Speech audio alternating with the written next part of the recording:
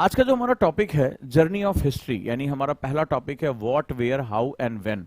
तो कल हमने जब सिलेबस डिस्कशन किया था, आप लोगों ने कल की क्लास अगर देखी होगी तो आपने जो पहला टॉपिक पढ़ा होगा तो मैंने बताया था इतिहास 4 कालखंडों में डिसाइड होता है। इतिहास मतलब जो बीत गया है, वो जो हमारा पद यात्रा है, जो हमारी सेगमेंट है। तो उसमें जो पहली चीज है क्या, कहां, कैसे और कब, ये इतिहास को जानने का पहला तरीका होता है। इतिहास का जो लेखन होता है वो साक्ष्यों के आधार पर, एविडेंसेस के बेसिस पे किया जाता है।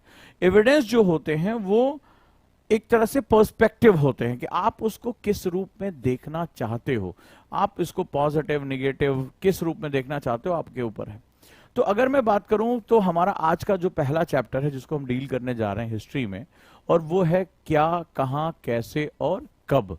अब इस चैप्टर को कैसे दिया गया है एनसीईआरटी में, ये भी देख लो। तो मैंने यहां पर आपको समझाने के लिए कुछ चीजें रखी हुई हैं, राइट। तो एनसीईआरटी में इस तरह से चैप्टर दिया हुआ है, ठीक है। ये देखो एनसीईआरटी का, मैं ताकि दिखा रहा हूं कि इसको मैं किस नोट्स में कन्वर्ट करूंगा ताकि आप मेरे साथ सीखना। यहां सिर्फ एनसीईआरटी पढ़ाना मेरा मकसद नहीं है, मैं आपको बीटीएल सिखाऊंगा, बिटवीन द लाइन कैसे पढ़ते हैं, एलडब्ल्यूएमआई नोट्स कैसे बनाते हैं। मतलब एनसीईआरटी के पूरे पूरे चैप्टर एक पेज में आपके आ जाएंगे, एक पेज में। तो अगर 10 चैप्टर हैं तो 10 पेज के नोट्स में आप खत्म। आप कभी अपनी दीवारों पर रखो, पढ़ो, हर समय ब्रश कर रहे हो, बाल झाड़ रहे हो, आपका रिवीजन हो रहा है। इसी को स्मार्ट स्टडीज कहते हैं, ठीक है। तो अभी हम लोग जो है वो यहां बात करने जाते हैं। एनसीईआरटी ने इस तरह से दिया, ठीक है। इस तरह से कई चैप्टर उन्होंने, कई पेजेस दिए हैं, लगभग 8 से 10 पेजेस का ये चैप्टर है हिस्ट्री का पहला। तो ये उसका नाम है what, where, how and when, 6th class जो है पहला चैप्टर है। तो इस तरह से उसने दिया है। कहानी रशीदा का क्वेश्चन है। मैंने आपको बताया ना कि जो एनसीईआरटी है वो आपकी इंटेलेक्चुअलिटी को डेवलप करती है ताकि आप सीखो। ये सीखने की किताब है, कॉन्सेप्ट को डेवलप करने की किताब है। तो ये तो आप लोगों ने देखा होगा। अब इसी को मैं दूसरे तरीके से प्रस्तुत करूंगा। बीटीएल क्या होगा और एलडब्ल्यूएमआई क्या होगा आज सीख जाओगे। ये तो सबने आपने पढ़ा होगा, आपके पास भी होगा 6th क्लास की एनसीईआरटी, ठीक है। तो 8 से 10 पेज का नोट्स, और मेरे साथ आज नोट्स बनाना और देखना कि 10 पेज को हम एक पेज में कैसे लेकर आते हैं। क्लियर है? रेडी? सब लोग मुझे रेडी लिख के भेजो, तभी आगे पढ़ाऊंगा कि सामने से 10 पेज को एक पेज में एलडब्ल्यूएमआई में कैसे करते हैं। और इसी मेथड में मैं आपको आगे पढ़ाता जाऊंगा। इसी तरह से मेरे नोट्स होंगे, इसी तरह से एनसीईआरटी आंदोलन का सेगमेंट चलेगा। और ये इतनी ढेर सारी जानकारियां कैसे कॉपी से निकलकर आप दीवार पर स्टिक कर सकते हो, इसके बारे में सब लोग मुझे रेडी लिख के भेजोगे, पेन और पेपर के साथ तैयार रहोगे, पूरे फोकस के साथ क्लास की एंड तक मेरे साथ जमे रहोगे तो चीजें आपके लिए बहुत आसान हो जाएंगी। रेडी? Let's start. सब लोग मुझे कमेंट करो, बहुत मजेदार चीज सिखाने जा रहा हूं। अब देखो 10 पेज का नोट्स एक पेज पे कैसे आता है, बीटीएल कैसे होता है। ये है तुम्हारा एनसीईआरटी जिसको आज पढ़ाने जा रहा हूं। और अब इसको देखो कि लेस वर्ड मोर इंफॉर्मेशन, यानी छोटे छोटे एक एक शब्द के अंदर पूरा पूरा कॉन्सेप्ट आप आ जाएगा। बहुत यहां से लाइफ आपकी चेंज हो जाएगी आज से। अब जो सिखाने जा रहा हूं ध्यान से सीखना है उसको। ये तो देख लिया तुमने, आपके पास होगा भी। आप चाहो तो एनसीईआरटी 6th क्लास की खोल के बैठ जाओ सामने। और अब देखो कि पावर नोट्स कैसे बनाए जाते हैं ना। We are going for the power, ठीक है। तो यहां पर इतनी कुछ इंफॉर्मेशन दी है। लेट्स स्टार्ट, शुरुआत करते हैं। अब मैंने इसको थोड़ा सा और इंटरेस्टिंग कर दिया है। तो चैप्टर का नाम है क्या, कहां, कैसे और कब। तो एक बड़ा फेमस सीरियल आता था सीआईडी, ठीक है। तो उसमें एसीपी प्रद्युमन साहब, जिनका कभी प्रमोशन ही नहीं हुआ, तो इनके जो है दया, अभिजीत, ये सब 2-4 लोग हुआ करते थे और हर बात पे कहते थे कि अपराधी ने कोई ना कोई सुराग जरूर छोड़ेगा। सुराग तो क्या होता था, इसके आधार पर वो क्राइम का वो बालों के निशान लिया करते थे, डीएनए और सैंपल। तुमने देखा होगा ये पीढ़ियां जो है सीआईडी देखते हुए बड़ी हुई थी, ठीक है। हम आज भी मेरे सामने क्वेश्चन है कि भाई साहब इतने साल हो गए एसीपी साहब का, आज तक प्रद्युमन साहब का प्रमोशन क्यों नहीं हुआ। तो खैर यहां जो कुल मिलाकर कहानी थी कि दया, अपराधी ने कोई ना कोई, कुछ तो गड़बड़ है दया, कुछ तो गड़बड़ है। यानी इतिहास में जब ये 4 प्रश्न होते हैं, क्या, कहां, कैसे और कब, तो ये एविडेंसेस ढूंढते हैं। यानी हम जो इतिहास लिखना चाहते हैं, जो भी बात मैं कहना चाहता हूं, मुझे उस बात को कहने के लिए कुछ प्रमाण देने की आवश्यकता है। तो इसको हम लोग क्या बोलते हैं, इतिहास का प्रामाणिक अध्ययन कहते हैं। क्या बोलते हैं इसको? एविडेंशियल बेस्ड हिस्टोरिकल स्टडीज कहते हैं। तो ये इतिहास का मान है। लेकिन जरूरी नहीं कि इतिहास हमेशा ऐसा लिखा जाए, क्योंकि ब्रिटिश ने हमारा इतिहास ऐसे नहीं लिखा। कई बार ऐसा होता है पोस्ट ट्रुथ बेस जो है लिखा जाता है। अगर आपने देखा होगा तो कल बड़े छापे पड़े, न्यूज क्लिक करके जो है वो तमाम और उस तरह के बहुत से पत्रकार रहे जो चाइना से पैसा लेकर भारत के खिलाफ लिख रहे थे। देखो करंट अफेयर्स कहां कहां, और अब इसको समझने की कोशिश करो। ये बहुत महत्वपूर्ण बात है कि इतिहास का लेखन हमेशा तथ्यों के आधार पर नहीं किया जाता। जो कॉलोनियल पावर्स थी, जिन्होंने हमारे देश पर कब्जा किया था, उन्होंने हमारा इतिहास साक्ष्यों के आधार पर कम और मिथक के आधार पर, अपनी मेंटलिटी के आधार पर ज्यादा लिखा। ये पॉइंट आपको लिखना चाहिए, बहुत ही खूबसूरत पॉइंट है। हमारा इतिहास कहानियों के रूप में लिखा गया है, प्रमाणों के रूप में नहीं। प्रमाण तो हमारे कैलाश मंदिर में है, बृहदेश्वर टेंपल में है, हमारे जो है वो साउथ इंडिया के टेंपल्स में। एक छोटा सा क्वेश्चन तुमसे पूछता हूं, आज पूरे देश में बवाल चला हुआ है, एक बहुत इंपॉर्टेंट बात कह रहा हूं, और अगर भारतीय हो, दिल से भारतीय हो, तो इसको सुनने की कोशिश करना। आज एक मैप उठा के देख लो, एक भारत का मैप उठाओ, भारत का नक्शा उठाओ, मेरी बात को सुनना। अगर भारतीय हो तो दिल से पसंद आए तो लाइक जरूर भेज देना। एक छोटी सी बात कहता हूं, आज अंग्रेजों ने हमें बताया है कि भैया ये आर्यन इन्वेजन थ्योरी है। साउथ में तुमने देखा होगा, तमिलनाडु के एक नेता हैं, उन्होंने कहा कि सनातन का विनाश कर देना है। ठीक है, हम द्रविडियन लोग हैं, और सनातन थ्योरी ये कहती है कि जो आर्य बाहर से आए थे और यहाँ के लोगों को दबाया, कुचला, फलाना ढेकाना, दुनिया भर की तुमने बातें कर ली। सुना होगा तुमने? हाँ, लिख के भेजो मुझे। हाँ सर, सुना है, दिल से बात कह रहा हूं। हिस्ट्री को देखो कितनी डेप्थ में पढ़ा और पढ़ाया जा सकता है। बोलो हाँ सर सुना है, बोलो मुझे कि ये बवाल पूरे देश में चल रहा है, कि ये द्रविड़ लोग हैं, और उसमें भी जातियां, उपजातियां, और अभी देखो आपने बिहार में सेंसस हुए, दुनिया भर की चीजें चल रही हैं। ठीक है, कोई डाउट तो नहीं इसमें, सबने सुना इसमें। अब जरा देखो इसमें मजेदार बात, आज भारत का मैप उठाओ। अगर वैदिक काल में भगवान श्री राम की बात हो रही, वैदिक काल में बात आ गई, और कई लोगों ने कहा तो काल्पनिक, अभी आपने देखा कुछ दिन पहले एक नेता ने कहा कि रामायण और जो ये कथाएं हैं सब काल्पनिक है, उन्होंने ये बात बोल दी। मान लेते हैं कि द्रविड़ जो है वो इधर साउथ में थे, और आर्य जो है वो नॉर्थ में आके सेटल हो गए, सिंधु और इंडस सभ्यता के बीच में, आपने सुना होगा। ठीक है, तो ये बताओ महर्षि वाल्मीकि को जब महाराज जो है भगवान श्री राम को 14 वर्ष का वनवास हुआ, तो आप आज ना मैप उठाकर उनका रूट किसी विद्वान आदमी से पूछो कि वो कैसे कैसे निकले अयोध्या से, और फिर कैसे कैसे होते हुए वो लंका तक पहुंचे। जब आप एग्जैक्टली रूट करोगे, भारत के पश्चिमी इलाके से होते हुए, मध्य भारत से होते हुए, वो साउथ में, जब ये भी आता है कि जब रावण ने सीता जी का हरण किया, तो जो पुष्पक विमान का रूट था वो एग्जैक्टली आज के एरोडायनेमिक्स से मैच करता है। विमान हमेशा सीधी रेखा में उड़ता है, तो जो मूवमेंट हुआ, जो किष्किंधा की तरफ से होते हुए ऋषिमुख पर्वत से आगे बढ़ते हुए जब वो जाते हैं, तो जो एग्जैक्टली जो लंका की तरफ रास्ता जा रहा है वो सेम एरोडायनेमिक वे है। ये कैसे पता चला? ये महर्षि वाल्मीकि को कैसे पता चला? आप उस समय की अगर बात करते हैं, एल बॉशम ने अपने इतिहास में the wonder that was India में भारत को कबीलों, ये बोला कि ये राम के कबीले थे, फलाने के कबीले बोला, ट्राइब बोला हमें। एक विदेशी ने हमें ट्राइब के रूप में लिखा। तो मुझे बताओ, अगर ट्राइब, तो भारत इतना बड़ा भूभाग है, महर्षि वाल्मीकि को कैसे पता चला कि यही रूट था श्रीलंका जाने का? कैसे पता चला? उन्हें कैसे पता चला कि उधर साउथ में जब तमिलनाडु को रामेश्वरम क्रॉस करोगे तो धनुषकोडी जैसी जगह होगी, आगे पानी होगा? कैसे उन्हें पता चला? सपने आए थे उनको? उनको एग्जैक्ट रूट कैसे पता? एग्जैक्ट रूट है, अगर आप रामायण में सारे पॉइंट्स को एक साथ जोड़ोगे तो तुम्हें पता चलेगा बिल्कुल अलाइनमेंट है। आज हवाई जहाज जब उड़ता है, इतने सेंसर्स हैं, सेम वही रूट फॉलो करते हैं। ये इतने साल पहले, हजारों साल पहले महर्षि वाल्मीकि को कैसे पता चला था? अगर ये कहानी थी, अगर ये कथा थी, तो उनको ये रूट कैसे पता चला था? उनको कैसे पता चला था? अगर द्रविडियन थ्योरी, आर्यन थ्योरी अलग अलग थी, तो अगर आर्य अलग थे, बाहर से आए थे, विदेशी थे, तो दक्षिण भारत के किस किस हिस्से, वो भी डीपर साइड में, टिल तमिलनाडु, टिल श्रीलंका, उन्हें वो एग्जैक्ट चीजें कैसे पता थी? कैसे पता थी? सवाल ये है, आप इसका लॉजिकल उत्तर दो। हम भारतीय जिस दिन ये लॉजिकल क्वेश्चन पूछना शुरू कर देंगे, उसी दिन इन विदेशियों की हालत खराब हो जाएगी। तो कहानी हमारी नहीं थी, कहानी उन्होंने बनाई थी। मेरी बात अगर तुम तक पहुंच रही तो मुझे लाइक जरूर भेजना। तो इतिहास दो तरीके से लिखा जाता है। हमारे पास तो साक्ष्य थे, हम उनसे कह रहे हैं कि तुम एक काम करो, ये आग्नेय चट्टानों को काट के मंदिर बना दो, बना दो। बृहदेश्वर टेंपल को 42nd जो है वर्ल्ड हेरिटेज साइट में अभी जगह मिली, अभी हफ्ते भर पहले की न्यूज है। आप में से कई बहुत जागरूक होंगे तो उनको ये बात पता होगी, जो मेरे पढ़ने पढ़ाने के स्टाइल से परिचित हैं, कि उजांग सर हर विषय में करंट अफेयर्स डाल ही देते हैं। तो उनको ये बात बहुत अच्छी तरह से पता होगी। भाई मेरे ये पता करो, तुमने कभी बृहदेश्वर मंदिर के आपने वो देखे पोर्ट्रेट देखे? आप जाके देखिए वहां पर जो मूर्ति है, आप आश्चर्यचकित हो जाएंगे कि आग्नेय चट्टानों में इग्नियस रॉक, जो सबसे हार्डेस्ट रॉक होती है, पैरेंट रॉक होती है, ज्योग्राफी में आप पढ़ोगे अपने टीचर के साथ, तो भैया मुझे ये बता दो उसके अंदर जाली तुमने कैसे बना ली? जो अलंकार, जो गहने जो है नारी के ऊपर डाले गए हैं वो जालीदार हैं, इतनी बारीक है कि आप वास्तविकता में सोने पे नहीं बना सकते, धातु पे नहीं बना सकते, उन्होंने पत्थरों पर बना दी। कैसे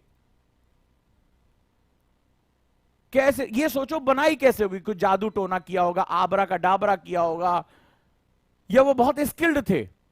तो अगर वो स्किल्ड थे तो भाई कहानी तो हमारी है, एविडेंस हमारे पास मौजूद है कि हमारे पास कोई ऐसी टेक्नोलॉजी थी, हमारे पास कुछ ऐसे औजार थे कि हम इग्नियस रॉक, ग्रेफाइट रॉक्स के अंदर हम जालियां पैदा कर सकते थे, हम बहुत बारीक नक्काशी कर सकते थे।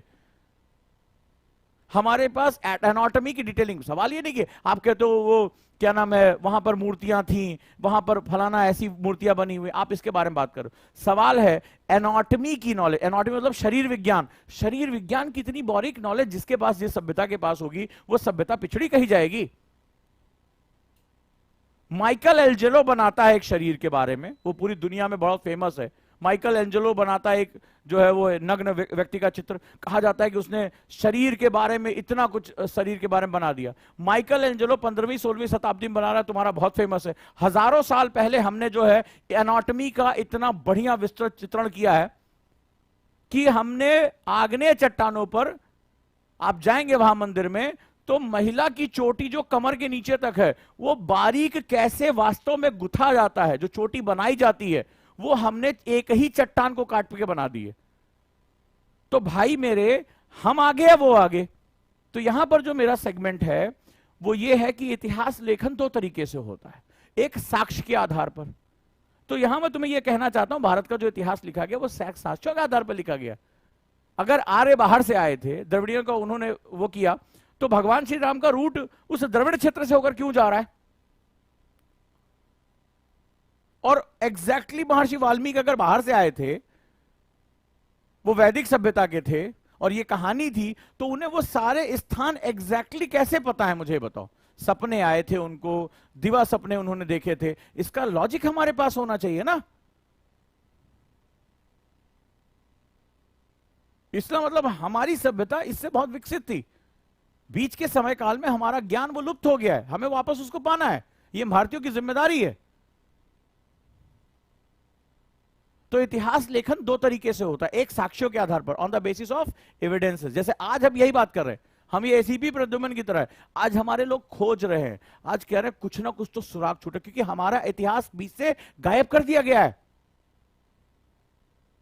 तुम मुझे बताओ आज कौन सा ऐसा औजार है जो ग्रेनाइट ग्रेफाइट चट्टानों में, आज हमारे पास लेथ मशीनें हैं, लेजर कट मशीनें हैं कि हम बहुत बारीक कट कर सकते हैं।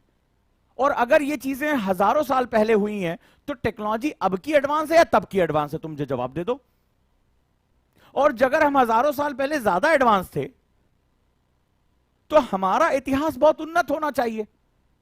फिर तुम कैसे जो है लुटेरों के देश से आते हो, समुद्री लुटेरे, 400 साल पहले तुम्हारे जो है वो ब्रह्मांड के केंद्र में पृथ्वी थी, पृथ्वी तुम्हारी चपटी थी, तुम हेलियोसेंट्रिक की बजाय तुम जियोसेंट्रिक बात किया करते थे, और तुम आकर हमें ज्ञान विज्ञान की शिक्षा दे रहे हो। तो इतिहास लेखन दो तरीके से हो गया, एक साक्ष्यों के आधार पर on the basis of evidence, और दूसरा कथाओं के आधार पर। मजेदार बात है, साक्ष्य हमारे पास थे, कथाएं उन्होंने गढ़ी, लेकिन उन्होंने क्या किया, गेम देखो कितना गंदा खेला हमारे साथ, कि हमारे साक्ष्यों को हमारी कथाएं बता दी, हमारे साक्ष्यों को हमारी कथाएं बता दी। बोले भारतीय तो इनके पास कोई साक्ष्य नहीं है, भारतीय तो केवल ऐसे ऊट पटांग सी बातें करते हैं। और इतना इंस्टीट्यूशनल वे में किया, इतना इंस्टीट्यूशनल वे में किया कि हमें लगने लगा अरे बाप हम ही बौका है, हमारे यहां सब झूठ है, हमारे यहां जो थोड़ा बहुत पढ़ लिख लिया, थोड़ा अंग्रेजी जान गया, ये सब माइथोलॉजी, इसको वर्ड दिया माइथोलॉजी। अरे माइथोलॉजी, पुष्पक विमान कहां से, पहली बात तो विमान उड़ सकता है, ये लियोनार्डो दा विंची एक दिन ऐसे जो लेके पंख फड़फड़ा रहा है 15वीं शताब्दी में कि यार पक्षी उड़ सकता है, हम काहे नहीं उड़ सकते हैं। और अगर पुष्पक विमान जा रहा है और वही जो है रूट, जो है एरोनॉटिकल रूट ले रहा है जो आज मॉडर्न टाइम में एक विमान लेता है, अगर आपको भारत के पश्चिमी इलाके से अगर दक्षिण की तरफ श्रीलंका जाना, सेम रूट, और सारे स्थानों के नाम इंगित कर रहा है, तो माइथोलॉजी क्या हुई इसमें? इसको कैरेक्टर बता दिया, इसको कहानियां बता दी, और हमने भी बौकों की तरह सुन लिया उसको। हम भी उसको अजीब तरीके से डील कर रहे हैं। आप देखो कितना गलत है। और हमसे कहा कि भारतीयों का इतिहास कहानियों का इतिहास। वाह, अरे भाई मैं कहां लेकर जाऊं कैलाश मंदिर? तुम काट के दिखा दो 25 फीट अंदर जो है, कैसे तुम जो है रॉक्स को अंदर से 25 फीट काट सकते हो, कैसे तुम सिंगल मोनोलिथ को तुम क्रिएट कर सकते हो। कहीं से भी 1% गलती होने की चांस नहीं। एक आदमी ने तो बनाया नहीं होगा, हजारों हजारों कारीगर, और सब एक ही डिजाइन में सिंक्रोनाइज है। तुम बना के दिखा दो, तुम बना के दिखा दो। एक छोटा सा एग्जाम्पल लूं तुमसे, छोटा सा एग्जाम्पल, तुम मुझे जवाब दे देना। क्योंकि हम भारतीयों ने प्रश्न पूछना बंद कर दिया, इसीलिए हमारे पास एविडेंस थे और हमें मिथक बता दिया। बोला ये सब तुम्हारी कहानियां हैं, क्योंकि उनकी औकात से बाहर था यार, उनकी औकात से बाहर था। जब हमने कैलाश टेम्पल बनाया, जब हमने होयसल के मंदिर बनाए, जब हमने बड़ी बड़ी जो है वो कलाकृतियां पैदा की, एनाटॉमी, चरक संहिता, सुश्रुत का शल्य चिकित्सा, तब तो ये गंवारों के दुनिया में जी रहे थे। तो ये समझ ही नहीं पाए कि भारतीयों का ज्ञान विज्ञान संस्कृत कितनी ऊंची है। तो इसको कहानियां बता दी, क्योंकि इनके कॉन्सेप्ट में ही नहीं आ रहा है। और मेरे साथ हिस्ट्री में जाओगे ना तो पागल हो जाओगे। इस तरह से मैं सवाल पूछूंगा, अगर इजाजत दो तो एक क्वेश्चन पूछ के देखता हूं, एक छोटा सा क्वेश्चन, और मुझे तुम जवाब देके दिखाओ। तो थोड़ी सी तुम्हारे पास नॉलेज होनी चाहिए। एक्सपोज करता हूं इन्हें, छोटा सा, राइट। और 2 तारीख से, सॉरी 16 तारीख हो गई है डेट हमारी, अक्टूबर, जो 2 साल का हमारा कॉन्सेप्ट, हमारा जो गुरुकुल बैच है। आप सभी का बहुत बहुत स्वागत है और बहुत मजा आएगा इसमें, राइट। मेंटरशिप प्रोग्राम से आप जुड़िए, अगर आपको मेंटरशिप की जरूरत है। ये नंबर आप याद रखिएगा, मिस्ड कॉल दीजिएगा। अब आइए मैं आपसे क्वेश्चन पूछता हूं। भाई हर आदमी को एक चीज सिखाई जाती है, डार्विन का सिद्धांत। डार्विन ने थ्योरी ऑफ इवोल्यूशन दिया, और भाई मतलब क्रांतिक थ्योरी थी, ठीक है, 18वीं शताब्दी में, ठीक है। डार्विन का सिद्धांत था, बहुत बड़ी बड़ी बातें होती है। डार्विन ने बताया मनुष्य कहां बंदरों से निकल के ऐसे से आया, थ्योरी ऑफ इवोल्यूशन हुई, सर्वाइवल ऑफ फिटेस्ट हुआ, और बड़ी बड़ी बात होती है। एक छोटा सा क्वेश्चन तुमसे पूछता हूं, जवाब तुम दे देना मुझे। और मैं इसलिए बात ये कह रहा हूं क्योंकि इतिहास लेखन के 2 धाराएं हैं, एक साक्ष्य, एक कहानी। और अब तो मैं इसको दूसरा नाम दे रहा हूं, पोस्ट ट्रुथ, यानी कि किसी झूठी कहानी को इतनी बार बोलो कि वो तुम्हें सच प्रतीत होने लगे। हमारे इतिहास को ऐसे ही लिखा गया। हमारा इतिहास कुछ और था, साक्ष्य हमारे पास थे, लेकिन उन्होंने सब झुठला दिया। अब जरा ध्यान से एक छोटा सा क्वेश्चन पूछता हूं। डार्विन ने कहा, क्या कहा कि भाई जीवन कहां आया? समुद्र में, ओशियंस में। ये बोला ना, लाइफ की शुरुआत कहां से, स्टार्टिंग पॉइंट यहां से हुई। समुद्र से क्या हुआ? उभयचर आए। उभयचर मतलब जो जल और थल दोनों में रह सकते थे, एम्फीबियंस, यानी कि लैंड और वाटर बोथ, ठीक। इसके बाद क्या हुआ? इसके बाद मैजेस्टिक एनिमल्स आए, ठीक है, मिक्सिंग, मैमल्स, स्तनपाई, फिर ह्यूमंस, अर्ली ह्यूमंस, फिर एडवांस ह्यूमंस। इस तरह की चीजें हमारे साथ हुई। ये तो तुम्हें पता होगा, ये तो किसी को भी पता है, डार्विन ने ऐसे बोला। चलो विष्णु अवतार के बारे में पढ़ लो। विष्णु अवतार के बारे में थोड़ा सा जानकारी तो रखते हो। पहला अवतार किसे कहा जाता है? मत्स्य अवतार। मत्स्य मतलब, अब मुझे तुम कुछ बताओ, मैं कुछ तुम्हें नहीं बता रहा हूं, मैं तो सिर्फ तुम्हारे सामने कुछ लॉजिक सा रख रहा हूं।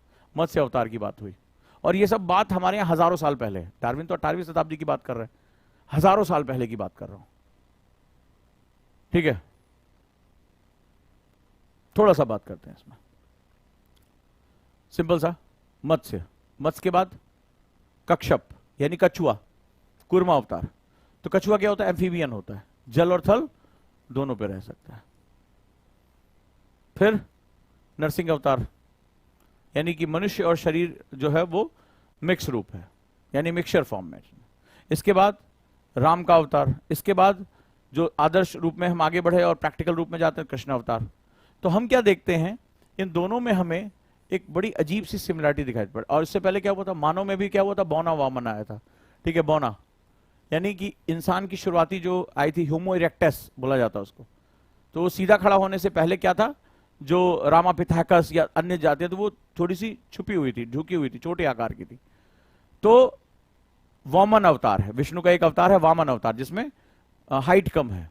तो मुझे एक छोटा सा बात बताना, मैं नहीं कहता कि तुम इसको मानो या ना मानो, सिमिलरिटी क्यों है दोनों में, लेकिन डिफरेंस हजारों सालों का है। सिमिलरिटी क्यों है और एग्जैक्ट सिमिलरिटी क्यों है? तो थ्योरी ऑफ एवोल्यूशन की life came into the water, then go for the amphibians, then go for the mammals, then go for the shortest human, यानी कि जो है वो छोटी कद का इंसान, उसके बाद then well developed humans, then advance humans. तो ऐसा क्यों है, वाई? ये दोनों में मुझे सिमिलरिटी क्यों दिख रही है? पहला अवतार मत्स्य अवतार, कूर्मा अवतार यानी कछुए का अवतार, फिर मैजेस्टिक एनिमल्स नरसिंह अवतार, फिर वामन अवतार, फिर रामा अवतार, फिर कृष्णा अवतार। Why? What happened? Why there are lot of similarities between them? मैं कुछ नहीं कह रहा हूं, मैं कोई कंक्लूजन नहीं तुम्हें दे रहा हूं। क्या यह संभावना है कि हजारों साल पहले हम भारतीयों को थ्योरी ऑफ एवोल्यूशन पता थी? हमने तो सिर्फ कहानी के रूप में रखा, उसको सिंबॉलिक रूप में रखा। तो ऐसा था क्या? ये एग्जैक्ट सिमिलरिटी क्यों मिल रही है मुझे? और ये तो उसने किताब में लिखा। हमारे यहां तो आप दक्षिण भारत के मंदिरों में चले जाओ, आपको विष्णु के अवतार कहीं भी तुम चले जाओ, वो शिलान्यासों पे तुम्हें मिल जाएंगे, पत्थरों में गढ़े हुए हैं। ये कैसे पॉसिबल है? दोनों के बीच में हजारों साल का अंतर है, ये पॉसिबल कैसे है? तुम मुझे बता दो। तुम्हें दिख रही सिमिलरिटी, दिख रही कि नहीं दिख रही है? जो भी थोड़ा बहुत भी जानता होगा वो इस बात को बहुत अच्छा जान। पहला अवतार कौन सा माना जाता है? मत्स्य अवतार। दूसरा कूर्मा अवतार, कछुए का अवतार। नरसिंह अवतार, वामन अवतार, रामा अवतार। तो ऐसा कैसे हुआ? हाउ? इतनी सिमिलरिटी, एग्जैक्ट एक एक स्टेप्स। और मैं कोई कंक्लूजन नहीं दे रहा हूं, मैं कोई निर्णय नहीं दे रहा हूं, तुम बताओ कैसे? और ये कहते हैं कि वेस्टर्न ने सारा ज्ञान ईस्टर्न को दिया। या अगर ऐसा तो नहीं कह सकते कि कुछ तो गड़बड़ है दया, कुछ तो गड़बड़ है, कि हमारा ही सामान चुरा के लेके गए और उसको लपेट उपेट के उसकी पैकेजिंग करके, वाओ ये क्या बोला, ये भाई साहब ने निकाला है, और वो दे दिया पूरी दुनिया को। कुछ भी हो सकता है। इतिहास दो तरीके से प्रस्तुत किया जाता है, इसीलिए इतिहास पढ़ते समय बहुत कॉन्फ्लिक्ट्स होते हैं, राइट? और ये जरूरी क्यों है? जैसे हम कई बार क्वेश्चन पूछने लगे, they speak in English, they western, they are modernize, okay okay, और उनका एडवांस। और हमारे नेता शुरुआती दौर में हमारे नेता, वेस्टर्न साइंस, हमारे बड़े बड़े नेताओं ने किताबें लिखी, उस पर लिखा कि I am influenced by the western science, western logical thinking, western experimental science. लोग कई बार बहस करते हैं, अरे भारत के पास, भारत प्रूव कर सकता है क्या ऐसा है? कितने लोगों ने ये सुना है, अरे भारत प्रूव कर सकता है कि वो इतने शक्तिशाली, तो शरीर बड़ा कर लिया, छोटा कर लिया, प्रूव कर सकता है कोई? तुम्हारे सामने भी ये क्वेश्चन आया होगा, अरे सब बकवास है, मिथ है, हवा में कौन उड़ सकता है यार, कोई नहीं उड़ सकता। तुम्हारे सामने भी ये बातें आई होंगी, आई हैं कि नहीं आई? मुझे कमेंट बॉक्स में बताओ, आई है कभी? सुना तो होगा। हिस्ट्री को क्यों एविडेंस बेस्ड मैंने कहा? सुना तो जरूर होगा तुमने, अरे यार ये सब बेकार है, western science is perfect science, western science is a practical science, they give the formula, अगर कुछ होता है तो फॉर्मूला बताते हैं। और हमारे नेताओं ने भी उसको अडॉप्ट किया, बट वो दौर अलग था। अब तुम्हें एक चीज बताने जा रहा हूं, पसंद आए तो मुझे लाइक जरूर भेजना, राइट? एक छोटी सी बात कहता हूं, जब रेनासा होता है तो न्यूटन, आइंस्टाइन और तमाम वैज्ञानिक निकल कर आते हैं, लॉ ऑफ ग्रेविटी के बारे में बात करते हैं, राइट?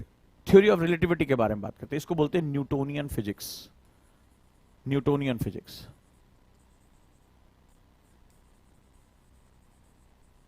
एक लॉजिक दे रहा हूं, जहां भी गलत हो मुझे बता देना। इसको न्यूटोनियन फिजिक्स कहा जाता है। पूरी दुनिया में बोलबाला हो गया, बम बम चारों तरफ। और भाई साहब भारतीय कह रहे हैं ऐसा कुछ है, जैसे आत्मा शरीर से निकलती है, सब बेकार है, सब उन्होंने बेकार बता दिया, क्योंकि न्यूटन का फिजिक्स उसको प्रूव कर रहा है, उसको बता रहा है देखो ये चीज छोड़ी जा रही, नीचे आ रही है।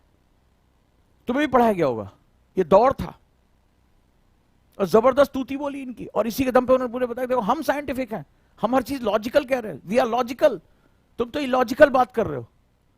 हम भी डर गए, हाँ यार हम अपनी बात प्रूव नहीं कर पा रहे हैं कि हम टेलीपैथी से बात कर सकते हैं, मेडिटेशन करके एक दूसरे से संवाद कर सकते हैं, शरीर सूक्ष्म रूप में भी हो सकता है, हमें पता ही नहीं था इसके बारे में।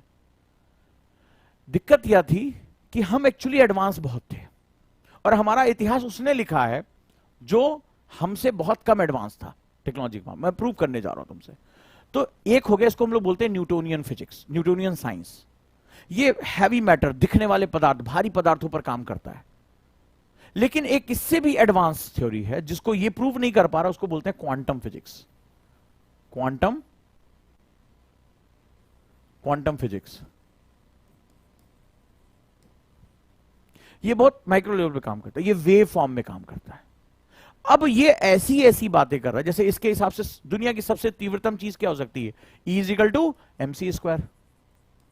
साइंस की बात कर रहा हूं, यानी कोई भी वस्तु प्रकाश के वेग से ज्यादा चल ही नहीं सकती है, संभव ही नहीं है कि प्रकाश से आगे, इस विज्ञान का सीमा है कि प्रकाश की गति से ज्यादा कोई भी चीज आगे जा नहीं सकती। और अगर हम ये सिद्धांत मान लें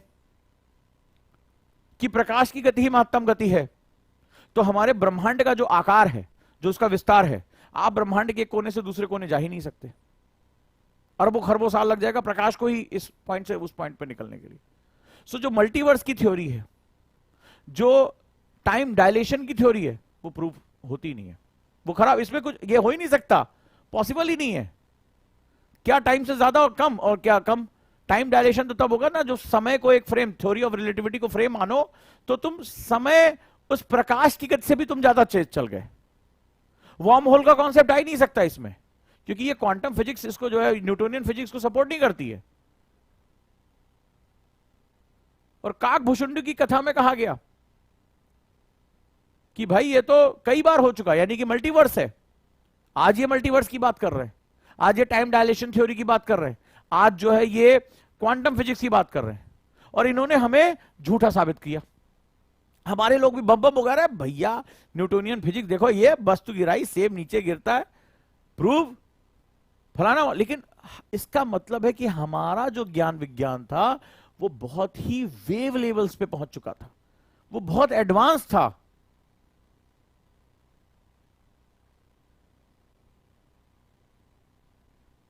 ये बहुत एडवांस था, ये इनकी समझ में नहीं आया, और इन्होंने ताकत के दम पे हमारा इतिहास उस तरह से लिख दिया। तो आज ये बातें जब हो रही हैं तब समझ में आ रहा है। आज जब तुम्हारे सामने ओपेनहाइमर पिक्चर जा रही, तब तुम्हें समझ में आ रहा, अरे बाप रे, कि ओपेनहाइमर ने जो ये परमाणु बम की बात की थी वो तो हमारे शास्त्रों को पढ़ के, और वो अकेला नहीं था, नील्स बोर से लेकर तमाम वैज्ञानिक हुए जिन्होंने हमारे उपनिषदों का, हमारे वेदों का साइंटिफिक अध्ययन किया था, उनसे प्रेरणा ली थी, आइडियाज लिए थे। आज जब जो है वो क्रिस्टोफर नोलान पिक्चर बना रहा है, तब तुम्हें समझ में आ रहा है कि अरे भैया आई एम द डिस्ट्रॉयर, ये लाइन सोशल मीडिया पे वायरल हो रही है। 1945 के पहले की घटना आज तुम्हें पता चल रही है। बेटा तुमसे बहुत कुछ ले लिया गया, तुम्हें पता ही नहीं है। इसीलिए तो मैंने कहा था कि हम भारतीयों के साथ एक बड़ी विडंबना है, बड़ी समस्या है, हमें पता सब कुछ, हम जानते कुछ नहीं है। हमें पता सब कुछ, हम जानते कुछ नहीं है। बोला हाँ भैया सब पता है, क्या है? अरे हम जानते नहीं है। वही वाली स्थिति है। तो हमारा जो साइंस था वो बहुत आगे था, बहुत एडवांस था, चाहे वो मटेरियल में हो, चाहे वो किसी भी चीज में हो। तो इनकी जो स्थिति थी इतिहास लिखते समय, तो क्या हुआ, कुछ लोग ऐसे थे जिन्होंने जिंदगी में कभी हाथी नहीं देखा था। हाथी बहुत विशाल जानवर होता है, ठीक है। तो क्या हुआ, उसमें कुछ लोग जो थे जो ब्लाइंड थे, देख नहीं पाते, दिव्यांग थे। तो एक ने क्या किया, हाथी की सूंड टच की, पूछा हाथी कैसा होता है? बोले अरे यार मुझे लगता है सांप जैसा होता है। अच्छा। एक ने पैर टच किया, बोला हाथी कैसा होता है? बोले मुझे नहीं लगता, मुझे लगता है खंभे जैसा होता है। एक ने कान टच किया, बोले मुझे लगता है हाथी सूप जैसा होता है। बिल्कुल वही स्थिति थी, क्योंकि हमारी सभ्यता और हमारा ज्ञान विज्ञान बहुत एडवांस लेवल पे था। इन न्यूटोनियन फिजिक्स वालों को लगा कि यही संसार है, यही सब कुछ है। और अभी आप देखते जाओ, समय जैसे जैसे बीतेगा वैसे वैसे जब से क्वांटम फिजिक्स हमारे सामने और रूप में आती चली जाएगी, तुम्हें सब कुछ पता चलेगा कि ये जो ज्ञान विज्ञान का हमारा जो विज्ञान था वो बेसिकली आणविक नहीं था, वो पदार्थों पर निर्भर नहीं था, वो वेव्स के फॉर्म में था। हमारा साइंस, पूरा साइंस का स्ट्रक्चर ही हमारा अलग था। हम बहुत पहले अणु और परमाणु की संरचना से आगे निकल गए थे। हमारे लिए सिर्फ मैटर नहीं था, हमारे लिए एंटी मैटर भी उतना इंपॉर्टेंट था। अगर आज के न्यूज़पेपर में अगर आया है एंटी मैटर के बारे में बात हो रही है, ये हमें बहुत पहले से चीजें पता थी। तो आपको नहीं पता, लेकिन अगर सर्न कहती है कि इस पूरे ब्रह्मांड में जो कॉस्मिक एनर्जी घूम रही है, it's very much like dancing Shiva, कि शिव जो है तांडव जब कर रहे हैं तो ये कॉस्मिक एनर्जी दिखाई पड़े। और अपनी प्रयोगशाला के बाहर, जो सबसे बड़ी कॉस्मिक प्रयोगशाला है, उसके बाहर वो अगर मूर्ति लगाते नटराज की, तो कुछ वो पागल थोड़े ना है। वो जानते हैं कि हमारे पास कौन सा फिजिक्स था, हमारे पास जो विज्ञान था वो क्वांटम लेवल पे था। क्योंकि आज इस साइंस से हम वो ढूंढ नहीं पा रहे हैं।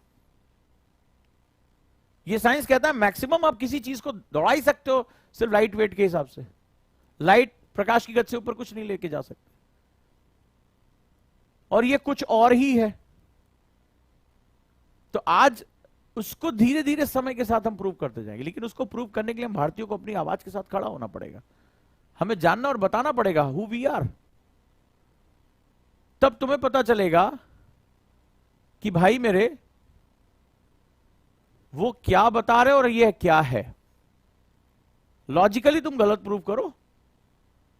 तो हमारे पास प्रमाण थे, और हमें इतिहास लिखते समय कह दिया कि इंडियंस जो है वो कहानियां बनाते हैं केवल, इनके पास कोई प्रूफ नहीं था। तुम्हें प्रूफ दे भी तो तुम कहां संभाल पाओगे? तुम तो कह रहे हो इजिकल टू एमसी स्क्वायर, कि प्रकाश के वेग से किसी वस्तु को फेंको तो मैटर एनर्जी में कन्वर्ट हो जाएगा। तुम केवल यही बता पा रहे हो उसको। मैटर के आगे क्या है तुम्हें पता ही नहीं है, तुम केवल द्रव्य और ऊर्जा के चक्कर में फंसे पड़े हो। तो तुम्हारी क्या समझ में आएगा न्यूटोनियन फिजिक्स वालों को क्वांटम फिजिक्स क्या होती है? आज हम एक अलग लेवल पे बात कर रहे हैं। अगर आप में से किसी को भी क्वांटम फिजिक्स की थोड़ी भी जानकारी होगी, या पढ़ने की जानने की कोशिश करिएगा, कि हम भारतीयों को वेव फॉर्म्स के बारे में पता था,